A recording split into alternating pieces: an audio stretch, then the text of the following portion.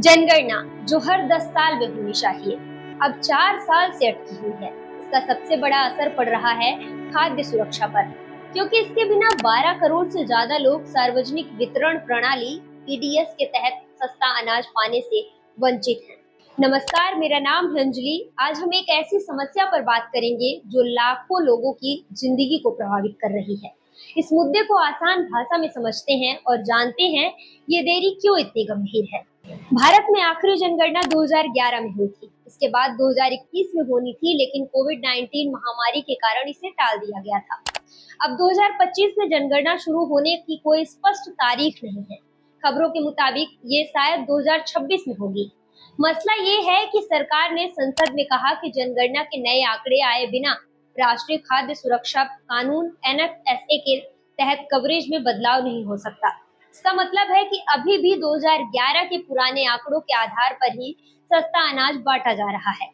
लेकिन 2011 से अब तक भारत की आबादी बढ़ चुकी है। नेशनल कमीशन ऑन पॉपुलेशन के अनुमान के मुताबिक 2025 तक एनएफएसए के तहत 92 करोड़ लोगों को सस्ता अनाज मिलना चाहिए, लेकिन अभी सिर्फ 80 करोड़ 60 लाख लोग ही इस योजना में शामिल हैं, यानी 12 करोड़ से ज्यादा लोग इस सुविधा से बाहर हैं। खाद्य सुरक्षा पर असर। राष्ट्रीय खाद्य सुरक्षा कानून के तहत ग्रामीण इलाकों की 75% और शहरी इलाकों की 50% आबादी को सस्ता अनाज मिलना चाहिए, लेकिन जनगणना की देरी के कारण लाखों लोग इस हक से वंचित हैं।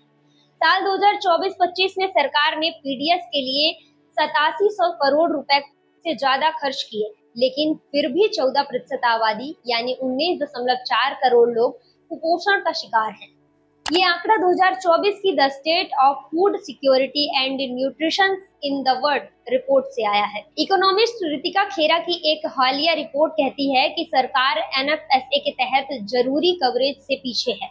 इसका एक बड़ा कारण ये है कि सरकार सिर्फ 2011 के जनगणना के आंकड़ों को मान रही है, न कि नए अनुमानों को। जनगणना की देरी का सबसे गंभीर असर बच्चों पर पड़ रहा है। साल 2019 से 21 के नेशनल फैमिली हेल्थ सर्वे के मुताबिक भारत में हर 3 में से एक बच्चा जो 5 साल से छोटा है, स्टंटिंग यानी कद से छोटा रह जाने की समस्या से जूझ रहा है।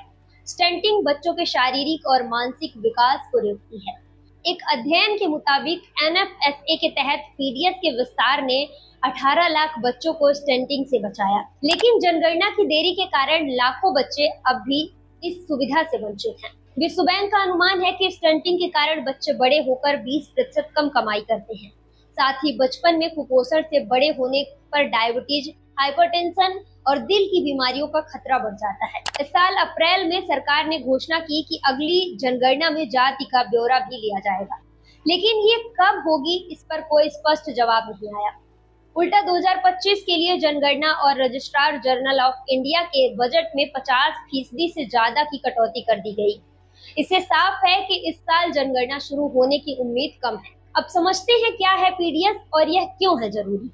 सार्वजनिक वितरण प्रणाली यानी पीडीएस भारत का एक अहम सामाजिक कार्यक्रम है जो गरीबों को सस्ता अनाज देता है। ये केंद्र और राज्य सरकारें मिलकर चलाती हैं। एनएफएसए के तहत 2 तरह के परिवारों को मदद मिलती है। पहला है अंत्योदय अन्न योजना एएवाई, ये सबसे गरीब परिवारों के लिए है। प्राथमिकता वाले परिवार ये वो परिवार हैं जो गरीबी रेखा के आसपास हैं। 2024 से सरकार ने प्रधानमंत्री गरीब कल्याण अन्न योजना को 5 साल के लिए बढ़ाया और एनएफएसए के तहत मुफ्त अनाज देने का ऐलान किया। लेकिन इंडिया स्पेंड की एक रिपोर्ट कहती है कि इससे प्राथमिकता वाले परिवारों को मिलने वाला अनाज आधा हो गया है। अब समझते हैं विशेषज्ञ क्या कहते हैं। विकास अर्थशास्त्री दीपा सिन्हा कहती हैं कि पीडीएस के बावजूद कुपोषण और भुखमरी की समस्या बनी हुई है। कई परिवारों को राशन कार्ड ही नहीं मिला और जिनके पास कार्ड है उनमें नए सदस्यों का नाम नहीं जुड़ा। अर्थशास्त्री याजेंद्र का कहना है कि पीडीएस भूख से बचाने की मदद करता है, लेकिन अच्छे पोषण के लिए साफ पानी, स्वास्थ्य सेवाएं और स्वच्छता और लैंगिक समानता जैसे कदम भी जरूरी हैं। ग्लोबल हंगर इंडेक्स और आलोचना 2024 के ग्लोबल हंगर इंडेक्स में भारत 127 देशों में 105वें स्थान पर रहा। ये पिछले साल से थोड़ा बेहतर है, लेकिन फिर भी चिंताजनक है। इस इंडेक्स में कुपोषण, बच्चों के स्टंटिंग, ब्रेस्टिंग और मृत्यु दर को देखा जाता है। सरकार ने इस इंडेक्स की गणना को गलत बताया। और कहा कि ये भारत की सही तस्वीर नहीं दिखाता। अब इसका समाधान क्या हो सकता है, ये जानते हैं।